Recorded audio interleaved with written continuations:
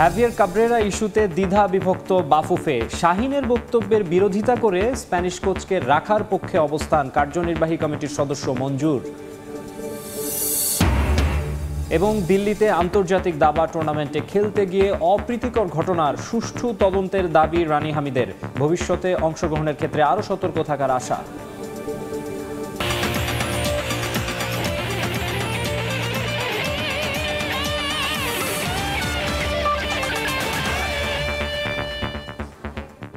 বিশ্বের নানা প্রান্তের খেলাধুলার খবর নিয়ে আমাদের নিয়মিত আয়োজন খেলার সময়, আর এই আয়োজনে আপনাদের সঙ্গে আছি আমি মাকসুম আলম খান।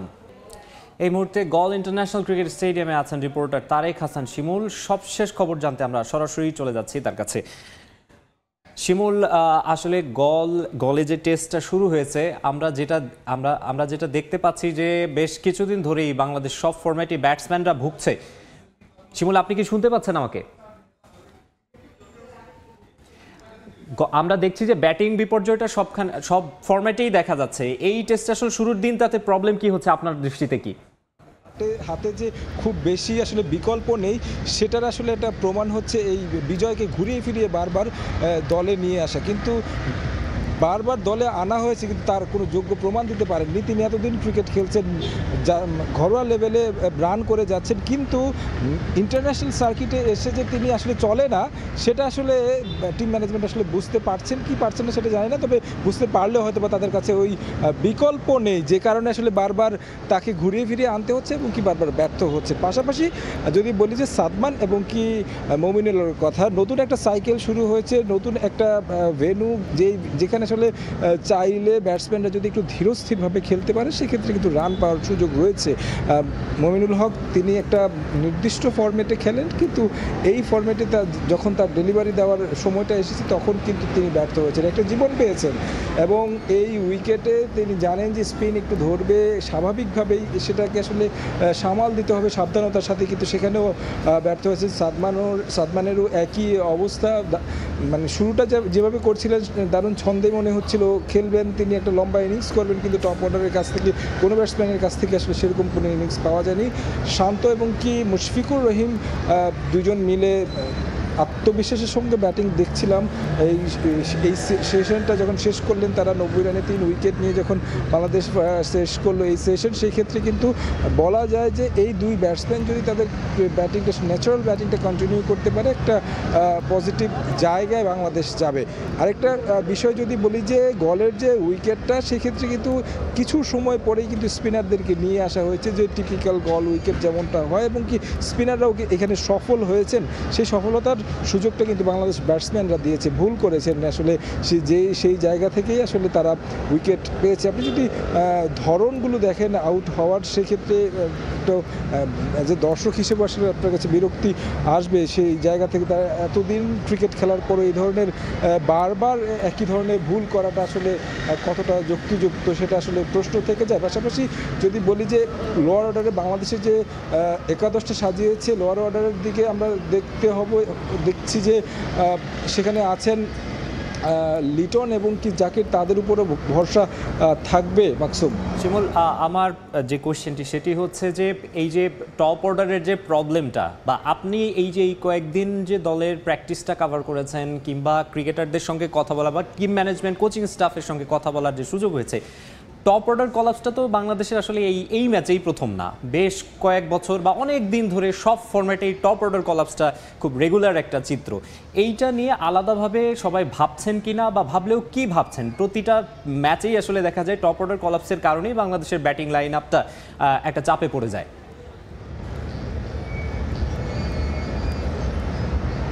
মাকসুম, মানে এই উত্তরটা কিন্তু উত্তরটাও আবার একটা পুরনো উত্তরই দিচ্ছেন তারা। আসলে এই সমস্যা থেকে আমরা একটা ট্রানজিশন পিরিয়ডের মধ্যে আছি। নতুন ক্রিকেটার কিছু ঢুকেছে, অনেক তরুণ ক্রিকেটার আছেন, তারা আসলে এখানে খাপ খাইয়ে নিতে একটা সময় লাগছে। এই বিষয়গুলো অজুহাত হিসেবে সামনে আসে। আসলে ইন্টারন্যাশনাল সার্কিট যে আসলে পারফর্ম করার জায়গা, সে যেই আসুক, ইয়াং ক্রিকেটার আসুক অথবা সিনিয়র কেউ জাতীয় দল থেকে বাইরে হয়েছে আবার পারফর্ম করে এসে যখন টপ অর্ডারে খেলবেন, তাকে আসলে পারফর্ম করতে হবে। জায়গাটা পারফর্ম করার জায়গা, কিন্তু আমরা আসলে কালচারটা এমন তৈরি করে দিয়েছি ক্রিকেটাররা একজনকে সুযোগ দেওয়া হবে, টপ অর্ডার বলি, মিডল অর্ডার বলি কিংবা লোয়ার অর্ডার বলি, সে এসে আসলে অন্তত 1-1.5 বছর ক্রিকেট খেলবে, তারপরে তিনি এখানে পারফর্ম করবে। কিন্তু অন্য যে দেশের ক্রিকেটারদেরকে দেখি তারা কিন্তু এসেই পারফর্ম করেন। আপনি যদি ভাইবাবের কথা বলেন কিংবা ইয়াশস্বী জয়সওয়ালের কথা বলেন, তারাও কিন্তু আমাদের এই আন্ডার-19 ব্যাচের ক্রিকেটার, তারা এসে কিন্তু ইন্টারন্যাশনাল সার্কিটে প্রথম দিন থেকেই মানে পারফর্ম করতে পারে, প্রথম বল থেকে 6 হাঁকাতে পারে। এই বিষয়গুলো কিন্তু আমাদের ক্রিকেটারদের মাঝে নেই। এবং কোচিং স্টাফরা যেটা করছেন আসলে বারবার চেষ্টার কথা বলছেন। নাজমুল হোসেন শান্ত ম্যাচের আগের দিন প্রেস কনফারেন্স তিনিও বলছিলেন যে হার্ড ওয়ার্ক করছে ক্রিকেটাররা, আসলে কখনো কখনো হয়, কখনো কখনো হয় না। সেই বিষয়গুলো হয় যে এই বিষয়গুলো আসলে কঠিন পরিশ্রমটা আসলে ফলাফলটা আসলে আমরা দেখি না আর কি, যেটা আসলে টিম ম্যানেজমেন্ট কিংবা ক্রিকেটাররা বলেন। এখান থেকে নিশ্চয়ই কাটিয়ে উঠবে সেই প্রত্যাশা করা ছাড়া আসলে উপায় নেই। তবে আমার কোয়েশ্চেন এই ম্যাচটা নিয়ে, এখন যেহেতু ফার্স্ট সেশনে বাংলাদেশ দেখলাম বেশ প্রেসারে আছে, এই এখন মোমেন্টামটা আসলে হাতে নেওয়ার জন্য বাংলাদেশের করণীয় কি? ফার্স্ট ইনিংসে বাংলাদেশ কত রানের আপনার মনে হয় যে আসলে একটা মানে অল আউট হওয়ার আগ পর্যন্ত স্কোরবোর্ডে কত রান তুলতে পারবে? এটা বলা ডিফিকাল্ট, কারণ বাংলাদেশ দলের যেভাবে ব্যাটিং হয় যে আসলে উইকেট পড়া শুরু হলে মানে একসাথে 3-4টা উইকেটও পড়ে যায়, আবার কখনো কখনো দেখা গেছে একটা পার্টনারশিপ যদি হয়ে যায় সেক্ষেত্রে কিন্তু অনেক বড় একটা স্কোরের সম্ভাবনা রয়েছে। বড় সম্ভাবনার স্বপ্ন দেখি আমরা, কারণ হচ্ছে মুশফিকুর রহিম রয়েছেন উইকেটে এবং নাজমুল হোসেন শান্ত, যিনি কিনা এই সংস্করণে ভালো একটা টাচে আছেন। মুশফিকের কথা এই কারণে বলি কারণ তিনি এই উইকেটে কিন্তু 200 রানের একটি ইনিংস খেলেছেন, প্রথম বাংলাদেশ হিসেবে ডাবল সেঞ্চুরি করেছেন।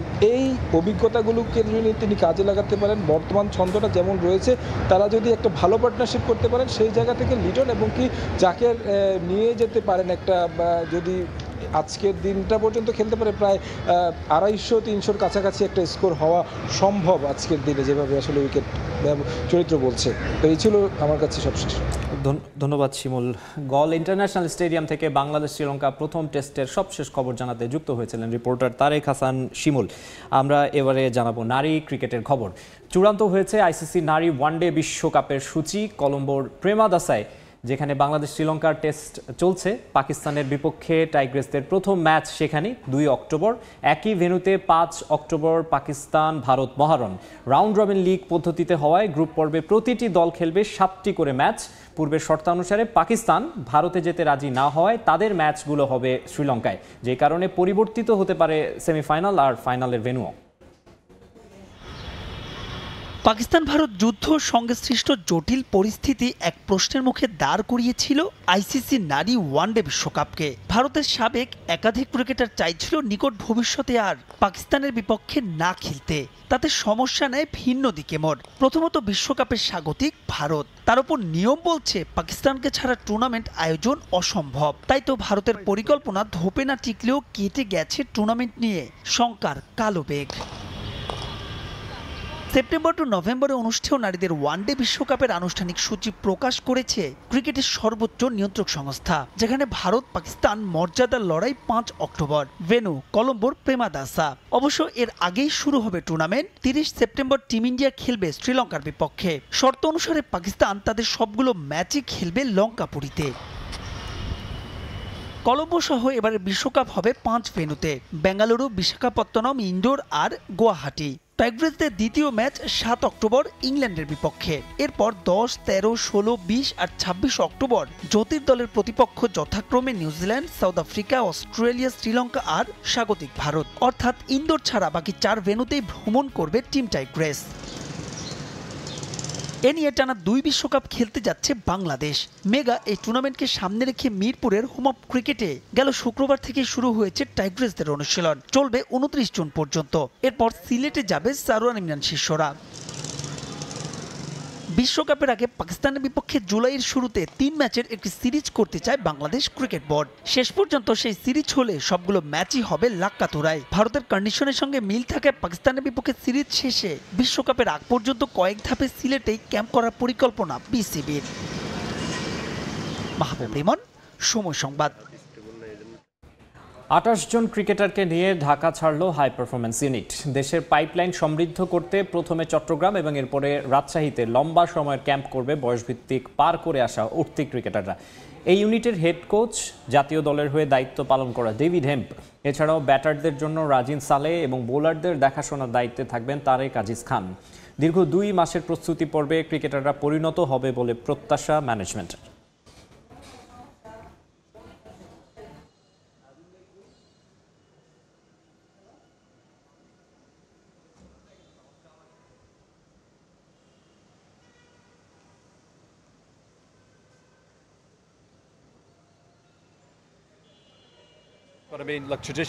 মিরপুরে ভালো উইকেট আছে, তবে ঐতিহ্যগতভাবে রাজশাহীতে পেস আর বাউন্স পাওয়া যায়। সেখানে যেতে ভালো লাগে, প্র্যাকটিসের উইকেটও ভালো। এবারও তাই আশা করব। ওখানে যাবার কারণ ভিন্ন ভিন্ন উইকেটের চ্যালেঞ্জে ক্রিকেটারদের তৈরি করা। আপনি কেবল ঘরের মাঠেই খেলবেন না, দেশের বাইরেও খেলতে হবে। ওই ধরনের কন্ডিশনে যেন মানিয়ে নিতে পারে এবং উন্নতি করতে পারে, সেটাই লক্ষ্য। ফিফা ক্লাব বিশ্বকাপ অভিযান শুরু হচ্ছে চ্যাম্পিয়ন্স লিগের রানার্স আপ ইন্টার মিলানের। তাদের প্রতিপক্ষ মন্ট্রেরে। চ্যাম্পিয়ন্স লিগ জিততে না পারার আক্ষেপ ফিফা ক্লাব বিশ্বকাপে ঘোচাতে চায় নেরাজুরিরা। নতুন কোচের অধীনে জয়ে শুরুর লক্ষ্য। রোজ বোলে ম্যাচ শুরু হবে সকাল 7টায়। আরেক ম্যাচে রাত 10টায় ম্যানচেস্টার সিটির প্রতিপক্ষ মরক্কোর ক্লাব ওয়াইদাদ এসি। এদিকে প্রথম ম্যাচে বড় জয়ের আত্মবিশ্বাস নিয়ে অনুশীলন শুরু করেছে পিএসজি। সবশেষ মৌসুমটা আক্ষেপের হয়ে থাকবে ইন্টার মিলানের। মাত্র 1 পয়েন্টের জন্য নাপোলির কাছে ইতালিয়ান লিগ সিরিয়ার শিরোপা হারায় নেরাজ্জুরি। সবশেষ 3 মৌসুমের মধ্যে দ্বিতীয়বারের মতো চ্যাম্পিয়ন্স লিগের ফাইনালে উঠে ইতিহাস গড়ার আশায় ছিল ইন্টার। তবে 31 মে অ্যালিয়াঞ্জ অ্যারেনার মহারণের স্মৃতি ভুলে যেতে চাইবেন ক্লাবটির সমর্থকরা। 5-0 গোলে তাদের বিধ্বস্ত করে প্রথম শিরোপা জয়ের উৎসবে মাতে পিএসজি। দলকে হতাশায় ডুবিয়ে ক্লাব ছাড়েন কোচ ইনজাগি। দলকে কক্ষপথে ফেরাতে ফিফা ক্লাব বিশ্বকাপকে বড় সুযোগ হিসেবে দেখছেন নতুন কোচ ক্রিস্টিয়ান শিভু। 2007 থেকে 2013 সাল পর্যন্ত তিনি খেলেছেন ইন্টার মিলানের হয়ে। 2010 সালে হোসে মরিনিওর অধীনে ইন্টার মিলানের ট্রেবল জয়ী দলের গর্বিত সদস্য রোমানিয়ান এই ডিফেন্ডার এবার সে অভিজ্ঞতা কাজে লাগিয়ে কোচ হিসেবেও সমর্থকদের আস্থার প্রতীক হয়ে উঠতে চান। প্রতিপক্ষ মেক্সিকান ক্লাব মন্টেরেকে সমীহ করছেন শিভু। মন্টেরেতে সার্জিও রামোসের মতো ফুটবলার থাকায় ম্যাচ জেতা সহজ হবে না বলে মনে করেন তিনি। দলের মাঝে আত্মবিশ্বাসের ঘাটতি তৈরি হয়েছে, সেটা কাটাতে চাইলে ক্লাব বিশ্বকাপে ভালো করতে হবে। মন্টেরে ভালো দল। রামোস দীর্ঘদিন রিয়াল মাদ্রিদে খেলেছে। ইউরোপে খেলার অভিজ্ঞতা থাকায় তাকে হালকাভাবে নেওয়া যাবে না। ক্যানেলস ওয়াকাম্পোসরাও ভালো ফুটবলার। আমাদের পিএসজির বিপক্ষে ফাইনাল অতীত মনে করে সেটা ভুলে যেতে হবে। 32 দলের এই আসর আমাদের সে সুযোগ করে দিয়েছে। এখন সময় নিজেদের প্রমাণ করার। 3 বারের চ্যাম্পিয়ন্স লিগের শিরোপাজয়ী ইন্টার মিলানের দ্বিতীয় ম্যাচে প্রতিপক্ষ উরুয়া রেড ডায়মন্ডস। সবশেষ ম্যাচে তাদের সামনে আছে আর্জেন্টিনার ক্লাব রিভার প্লেট।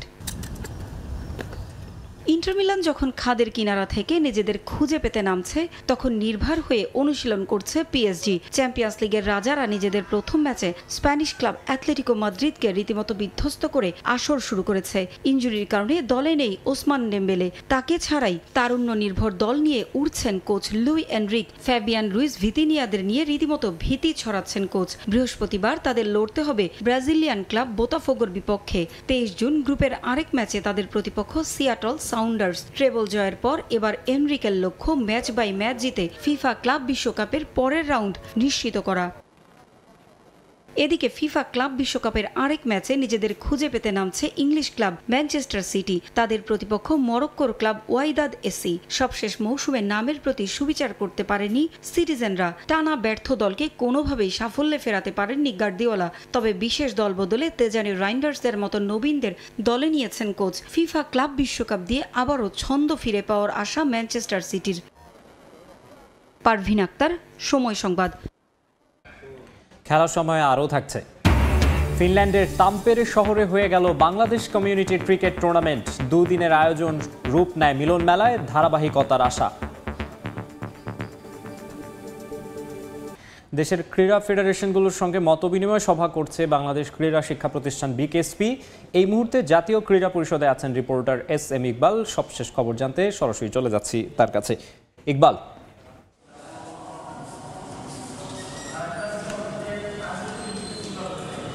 জাতীয় ক্রীড়া পরিষদের যে অডিটোরিয়ামটি রয়েছে বা সভাকক্ষ যেটি রয়েছে সেখানে কিন্তু খুবই গুরুত্বপূর্ণ একটা সভা অনুষ্ঠিত হচ্ছে দেশের ক্রীড়াঙ্গনে। আমরা জানি যে বাংলাদেশের ক্রীড়াঙ্গনের আতঙ্কর বলা হয়ে থাকে বিকেএসপি, কারণ বিকেএসপি থেকে হচ্ছে অনেক খেলোয়াড়ের মধ্যে দেশের বিভিন্ন ক্রীড়াঙ্গনে কিন্তু তারা দিয়েছে এবং সেই খেলোয়াড়গুলো কিন্তু হচ্ছে দেশে বা বিদেশে হচ্ছে নিজেদের নাম বা দেশের নাম উজ্জ্বল করেছে। কিন্তু সম্প্রতি যদি আমরা খেয়াল করি যে বিভিন্ন ফেডারেশনগুলোতে বিকেএসপির সঙ্গে যে সম্পর্ক বা যে সম্পৃক্ততা সেটা কিছুটা হলেও কমে এসেছে এবং সেই যে দূরত্বটুকু তৈরি হয়েছে সেই দূরত্বটা ঘোচানোর জন্য বিকেএসপির উদ্যোগে এই দেশের যে সংশ্লিষ্ট ফেডারেশনগুলো রয়েছে সেই ফেডারেশনগুলোর সঙ্গে ভেতরে একটি মতবিনিময় সভা অনুষ্ঠিত হচ্ছে এবং এইখানে ফেডারেশনগুলো তাদের যে দাবি বা তাদের যে ঘাটতি বা কী কারণে হচ্ছে বিকেএসপি থেকে তারা প্রত্যাশিত সহযোগিতা পাচ্ছেন না বা যে বলা হচ্ছে যে দূরত্বটা তৈরি হচ্ছে সেই দূরত্বটা কীভাবে ঘোচানো যায় এগুলি নিয়ে মূলত হচ্ছে বিকেএসপির যিনি ডিজি রয়েছেন তিনি কিন্তু হচ্ছে ফেডারেশন সংশ্লিষ্ট যারা এসেছেন তারা কিন্তু তাদের কথাগুলো কিন্তু বেশ গুরুত্ব সহকারে শুনছেন। এবং আমরা যতটুকু ভেতর থেকে জানতে পেরেছি এবং শুনেছি যে 2028 যে অলিম্পিক গেমস রয়েছে লস অ্যাঞ্জেলেসে সেই অলিম্পিক গেমস উপলক্ষে কিন্তু বিকেএসপি একটি লম্বা পরিকল্পনা হাতে নিয়েছে বা নিতে চাচ্ছে, যেখানে হচ্ছে প্রতিভাবান অ্যাথলিট বা বিভিন্ন যে ডিসিপ্লিনগুলো রয়েছে সম্ভাবনাময় ডিসিপ্লিন সেখান থেকে হচ্ছে একজন বা দুইজন করে খেলোয়াড় নিয়ে তাদের যে হাতে যে 3 বছরের মতো সময় রয়েছে সেই 3 বছরের মধ্যে তাদের লম্বা একটা ট্রেনিং প্রক্রিয়ায় রাখা যায় কিনা এবং এই লম্বা ট্রেনিং প্রক্রিয়ায় হচ্ছে তাদের আসলে কী ধরনের আনুষঙ্গিক সুবিধা দিতে পারে বা দেওয়া যেতে পারে এই সংশ্লিষ্ট সব কিছু বিষয় নিয়ে কিন্তু আসলে একটি মতবিনিময় সভা অনুষ্ঠিত হচ্ছে এবং এখান থেকে কিন্তু ফুটবল, ক্রিকেট বা আরও যে ডিসিপ্লিনগুলো রয়েছে সম্ভাবনাময়, যেমন আমরা আর্চারির কথা বলতে পারি, শুটিংয়ের কথা বলতে পারি, এই ডিসিপ্লিনগুলো কিন্তু তাদের মতামত সেখানে তুলে ধরেছে এবং কীভাবে হচ্ছে সামনের অলিম্পিক গেমসে বাংলাদেশ একটা ভালো রেজাল্ট আনতে পারে বা হচ্ছে নিজেদের যে অবস্থান জানা যেতে পারে সেটা নিয়ে কিন্তু মূলত ভিতরে আলোচনা হচ্ছে। তো কিছুক্ষণ পরেই এই বিনিময় সভাটি শেষ হবে, তারপরে যে আজকে যে কার্যতালিকায় কী কী বিষয়গুলো রয়েছে সেসব বিষয় নিশ্চয়ই তার একটা বর্ণনা বা হচ্ছে একটা ব্রিফিং সেখানে হবে। তো আমার কাছে ক্রীড়া পরিষদ থেকে এই ছিল সবশেষ। জাতীয় ক্রীড়া পরিষদ থেকে যুক্ত হয়েছিলেন SM ইকবাল। এবারে ফুটবল প্রসঙ্গ। সিঙ্গাপুর ম্যাচের পর জাতীয় দলের হেড কোচ হ্যাভিয়ার কাব্রেরার পদত্যাগ দাবিতে সোচ্চার ফুটবল সংশ্লিষ্টদের বড় একটা অংশ। যদিও এই ইস্যুতে ভিন্ন মত বাফুফের কার্যনির্বাহী কমিটির আরেক সদস্য মঞ্জুরুল করিমের। স্প্যানিশ কোচকে আরও সময় দেওয়ার পক্ষে তিনি। কাব্রেরার বিষয়ে যে কোনো সিদ্ধান্ত সভাপতি তাবিত আওয়ালি নেবেন বলে জানান মঞ্জু। সিঙ্গাপুর বাংলাদেশ ম্যাচে 18 কোটি মানুষ তার পদত্যাগ চাচ্ছে, সেখানে তো আমি বসে থাকতে পারিনি, আমি তো তাদের মধ্যে একজন, আমার বিবেক থেকে আমি তার পদত্যাগ চাচ্ছি। বাফুফের কার্যনির্বাহী ও জাতীয় দল ব্যবস্থাপনা কমিটির সদস্য সাখাওয়াত হোসেন ভূঁইয়া শাহিনের এই মন্তব্যেই তোলপাড় দেশের ফুটবল অঙ্গন। জাতীয় দলের কোচ হাভিয়ার কাব্রেরার পদত্যাগের দাবি তোলার পর সামাজিক যোগাযোগ মাধ্যমে ফুটবল ভক্তদের মন জয় করে নেন এই সংগঠক। অবশ্য হেড কোচের বিষয়ে গণমাধ্যমে খোলাখুলিভাবে ফেডারেশনের নির্বাহী সদস্যের সমালোচনায় বিব্রতকর পরিস্থিতিতে পড়েছেন বাফুফের অন্য কর্মকর্তারা। হেড কোচ ইস্যুতে ফেডারেশনের কর্মকর্তাদের মাঝে মতামতের ভিন্নতা স্পষ্ট। তবে সাখাওয়াত হোসেন ভূঁইয়া শাহিনের মন্তব্যে বিব্রত নন বাফুফের কার্যনির্বাহী কমিটির আরেক সদস্য মঞ্জুরুল করিম, বরং স্প্যানিশ কোচকে সময় দেওয়ার পক্ষেই তিনি। যেহেতু ম্যাচটা একটা প্রতিদ্বন্দ্বিতামূলক একটা খেলা হয়েছে, আমাদের তো চারটা ম্যাচ হাতে রয়ে গেছে, সুতরাং আমরা এত সকালে আমার মনে হয় না যে আমি ব্যক্তিগত চাচ্ছি যে এই মুহূর্তে আমি ওনার পদত্যাগ চাচ্ছি না। সিঙ্গাপুরের বিপক্ষে ম্যাচ জিতলে অন্য উচ্চতায় যেতে পারত দেশের ফুটবল। সাবেকদের মতে কোচের ভুল কৌশলেই ম্যাচ হেরেছে লাল সবুজ। তবে কোচ হিসেবে হাভিয়ার কাব্রেরার পারফরম্যান্সে সন্তুষ্ট মঞ্জুরুল করিম। জাতীয় দলের হেড কোচ পরিবর্তনের সিদ্ধান্ত বাফুফের সভাপতি তাবিত আউয়াল নেবেন বলে জানান তিনি। দর্শকরা কিন্তু বাংলাদেশ এবং সিঙ্গাপুর একটা প্রতিদ্বন্দ্বিতামূলক একটা খেলা দেখেছে, হ্যাঁ, সেক্ষেত্রে আমি কিন্তু খেলাতে আমি খুশি। যদি কোচ পরিবর্তন বা নতুন কোচ আনা হবে, এটা অ্যাবসলিউটলি যে ন্যাশনাল কমিটি আছে সেই ন্যাশনাল কমিটির চেয়ারম্যান হচ্ছে বাংলাদেশ ফুটবল ফেডারেশনের প্রেসিডেন্ট জনাব তাবিত আওয়াল, উনি বোর্ডে সেটা আলাপ করবেন। বাংলাদেশের কোচ হিসেবে এখন পর্যন্ত 33 ম্যাচের মধ্যে 9 ম্যাচে জয় পেয়েছেন হাভিয়ার কাব্রেরা। বাকি 8 ম্যাচ হয়েছে ড্র এবং 16টিতে হেরেছেন এই স্প্যানিশ কোচ। ফাহিম ইসলাম, সময় সংবাদ, ঢাকা। ভারতের দিল্লিতে আন্তর্জাতিক দাবা টুর্নামেন্টে অংশ নিতে গিয়ে বিড়ম্বনার শিকার হওয়ায় প্রত্যাশিত পারফর্ম করতে পারেননি দেশের প্রথম আন্তর্জাতিক মহিলা মাস্টার রানী হামিদ। বিমানবন্দর থেকে সহ দাবাড়ু আসিয়া সুলতানাকে ইমিগ্রেশন কর্তৃপক্ষ ফেরত পাঠানোয় একা হয়ে পড়েন তিনি। দেশে ফিরে রানী হামিদ জানান, এমন ঘটনা কেন হলো তার তদন্ত হওয়া প্রয়োজন। তবে এক্ষেত্রে বাংলাদেশ দাবা ফেডারেশনের কোনো দায় ছিল না বলেও জানান তিনি।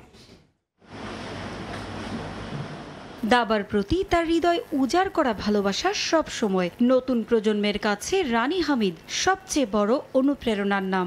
৮০ বছর বয়সেও দাবা খেলা হলেই হৃদয় তার জেগে ওঠে শিহরণ। খেলার টানে বিশ্বের যে কোনো প্রান্তে ছুটে যাওয়া চাই। নানা আমন্ত্রণমূলক আসরে রানী হামিদের অংশগ্রহণ নিশ্চিত করতে আয়োজকরাও থাকেন উন্মুখ হয়ে। শুধু বাংলাদেশই নন, দক্ষিণ এশিয়াতেও রানী হামিদ অনন্য এক নাম। তবে কদিন আগেই ভারতের দিল্লিতে গিয়ে বিড়ম্বনায় পড়তে হয় দেশের দাবার রানীকে।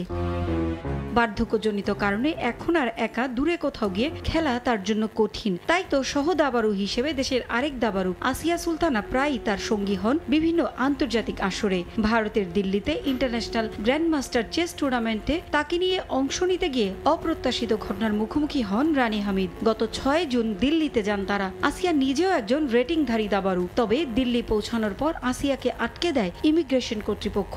বিমানবন্দর থেকে ফেরত পাঠানো হয় দেশে। আগের এক সফরে আসিয়া মেডিকেল ভিসায় ভারতে গিয়ে চিকিৎসা না করে একটি দাবা টুর্নামেন্টে অংশ নিয়েছিলেন। ভিসার নিয়ম লঙ্ঘনের শামিল হয় তাকে ভারতে ঢুকতে দেয়া হয়নি। পরে ঈদুল আজহার দিন দেশে ফিরে আসেন আসিয়া। সহ দাবারু চলে আসে, একা হয়ে পড়েন রানী হামিদ। আয়োজক দিল্লি দাবা সংস্থা তাকে বেশ সহযোগিতা করেছে বলেও জানান রানী। আসিয়াকে নিয়ে এবার তিনি সার্ক ভিসায় ভারতে গিয়েছিলেন। পররাষ্ট্র মন্ত্রণালয়ের সুপারিশে তারা এই ভিসা পেয়েছিলেন। এই ঘটনায় তার খেলায় বেশ প্রভাব ফেলেছিল বলে দেশে ফিরে জানান Rani Hamid. All India chess federation থেকে আমন্ত্রিত হয়ে আমি দিল্লিতে খেলতে গিয়েছিলাম। বোম্বেতেও আমার দাওয়াত ছিল, কিন্তু আমি একা খেলতে যেতে পারবো না বিদায় আমার অনুরোধে আসিয়াকেও আমন্ত্রণ জানানো হয়। কিন্তু দিল্লি ইমিগ্রেশন আসিয়াকে ব্ল্যাক লিস্টেড ঘোষণা দিয়ে তাকে এন্ট্রি দিতে অস্বীকার করে। এই ব্যাপারটা যখন অল ইন্ডিয়া চেস ফেডারেশনকে জানালাম, তারা অনেক চেষ্টা করলো কিন্তু কোনো ব্যবস্থা করতে পারলো না। এটা সম্পূর্ণ একটা অফিসিয়াল ব্যাপার ছিল, এখানে দাবা ফেডারেশনের কোনো প্রভাব ছিল না। ঈদের দিন আমাদের কাছে রিটার্ন টিকিট ছিল না, প্লেনের কোনো সিট ছিল না, তাই আমি বাধ্য হয়ে থেকে যাই। এখানে অল ইন্ডিয়া চেস ফেডারেশনের চেষ্টার কোনো কমতি ছিল না, কারণ একটা চেস টুর্নামেন্ট সফল করার জন্য বিদেশি খেলোয়াড়দের প্রয়োজন হয়। এমন ঘটনার সুষ্ঠু তদন্ত হওয়া প্রয়োজন বলে মনে করেন দেশের দাবার রানী। অল ইন্ডিয়া চেস ফেডারেশন আমাকে সব রকম সুযোগ সুবিধা দিয়েছে। প্লেইং হলের পাশেই আমাকে রেখেছে যাতে আমার কোনো অসুবিধা না হয়। আসিয়ার ব্যাপারটা খুব দুর্ভাগ্যজনক। এটা কেন হলো, কার ভুলে হলো, এইসব তদন্তের প্রয়োজন। আমার খেলতে যাওয়াটা আমাদের দাবা ফেডারেশনের কোনো হাত ছিল না। এমন ঘটনার পর মুম্বাইয়ে আরও একটি টুর্নামেন্টে অংশ নেয়ার কথা থাকলেও যেতে পারেননি রানী হামিদ। পারভিন আক্তার, সময় সংবাদ। কার্লোর হাত ধরেই ঘুচবে ২৪ বছরের অপেক্ষা। নিজেদের ষষ্ঠ বিশ্বকাপ জিতবে ব্রাজিল। ইতালিয়ান কোচকে নিয়ে এমনই উচ্চাশা বিশ্বকাপ জয়ী অধিনায়ক কাফুর। ব্রাজিলকে হেক্সা এনে দিতে প্রয়োজনে অ্যানচেলোত্তির সঙ্গে কাজ করতেও প্রস্তুত সাবেক এই ফুটবলার। দ্রুতই ইনজুরি কাটিয়ে ফিরবেন নেইমার। সঙ্গে ২০২৬ বিশ্বকাপেও তিনি দলের সঙ্গে থাকবেন বলে বিশ্বাস কাফুর। ব্রাজিলের ৫ বিশ্বকাপের সবশেষটি এসেছিল তার হাত ধরেই। মার্কোস এভাঞ্জেলিস্তা দে মোরাইস, বিশ্ব যাকে চেনে কাফু নামে। ব্রাজিলের ফুটবল ইতিহাসের অন্যতম সেরা রাইট ব্যাকদের একজন কাফু। এরপর আরো ৫টি বিশ্ব আসর পার হয়েছে, পূরণ হয়নি সেলেসাওদের হেক্সা জয়ের স্বপ্ন।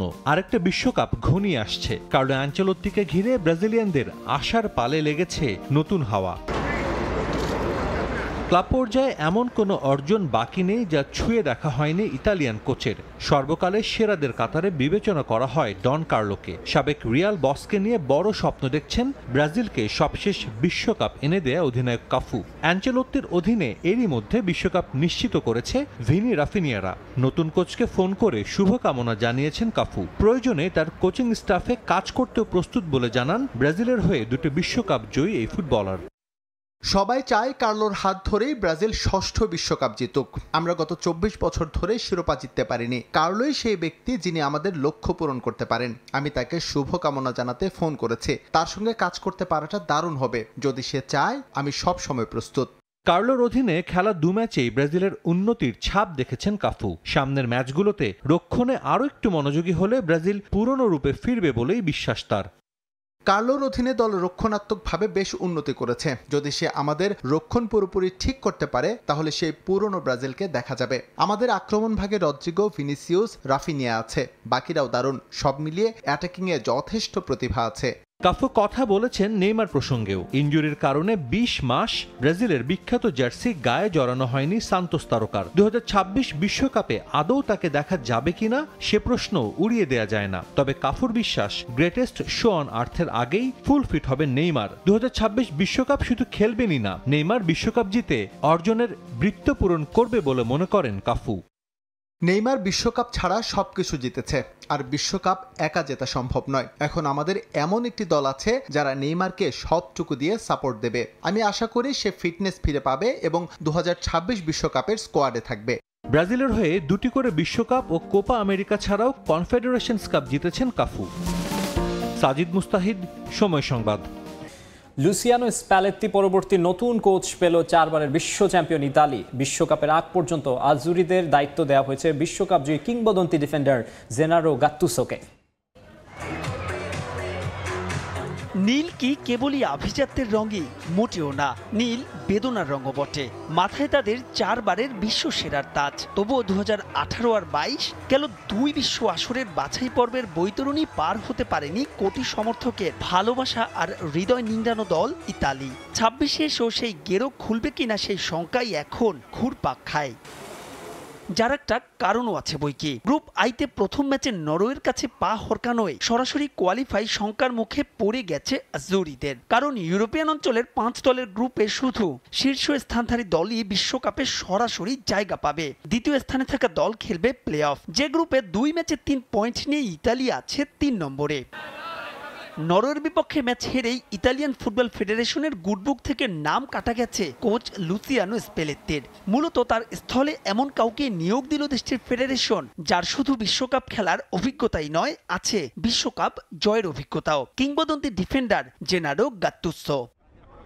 2000 থেকে 2010 টানা 1 দশক ইতালির জাতীয় দলে খেলেছেন গাত্তুসো, যিনি জায়গা পেয়েছেন বিশ্বকাপের অলস্টার একাদশে। পেশাদার ক্যারিয়ারের পাঠ না চুকিয়ে 2013 সালে সুইজারল্যান্ডের ক্লাব সিয়নের খেলোয়াড় কাম কোচ হিসেবে কাজ শুরু গাত্তুসোর। এরপর গেল 12 বছরের 9 ক্লাবের ডাগ আউট সামলান তিনি, যার মধ্যে আছে এসি মিলান, নাপোলি, ভ্যালেন্সিয়া, মার্সের মতো ক্লাব।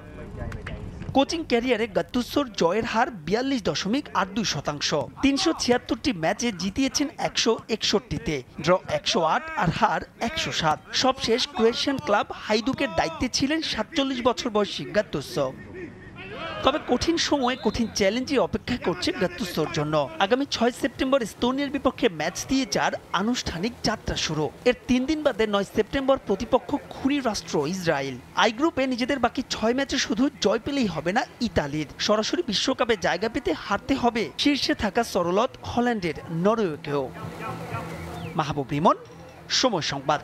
ফিনল্যান্ডের তাম্পেরে শহরে অনুষ্ঠিত হয়েছে বাংলাদেশ কমিউনিটির ক্রিকেট টুর্নামেন্ট। 2 দিন ব্যাপী আয়োজন রূপ নেয় বাংলাদেশিদের মিলন মেলায়। ফিনল্যান্ড থেকে মহিউদ্দিন মধুর রিপোর্ট।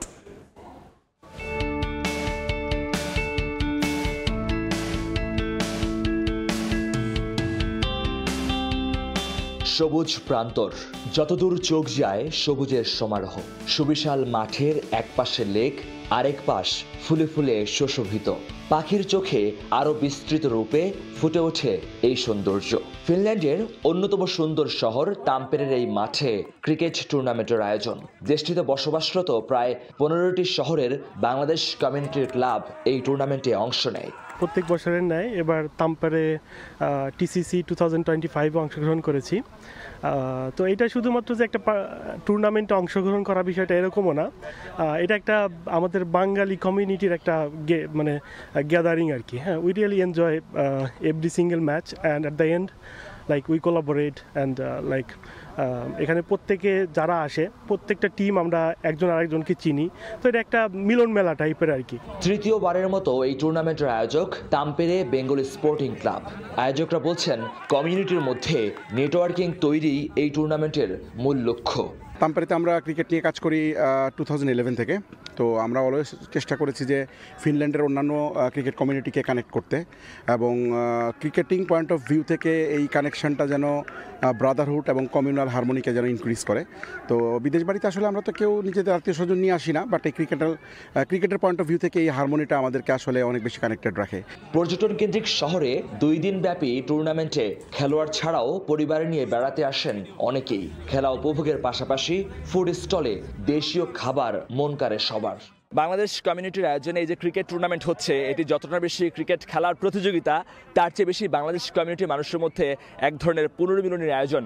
সাধারণত অন্যান্য শহরে যারা থাকেন তাদের সাথে দেখা সাক্ষাৎ হওয়ার সুযোগ হয় না খুব একটা, তবে এই ক্রিকেট টুর্নামেন্টকে লক্ষ্য করি একে অন্যের সাথে দেখা সাক্ষাৎ হচ্ছে, কমিউনিটির মধ্যে যোগাযোগটা বাড়ছে, যার কারণে উৎসবের রূপ নিয়েছে এই ক্রিকেট টুর্নামেন্ট।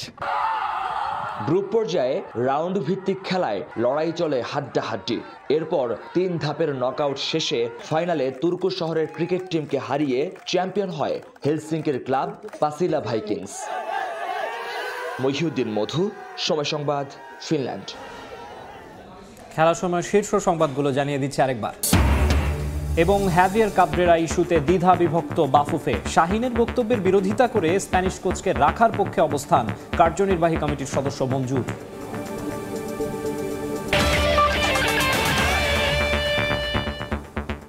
এই ছিল খেলার সময়ের এখনকার আয়োজনে, সঙ্গেই থাকুন সময়।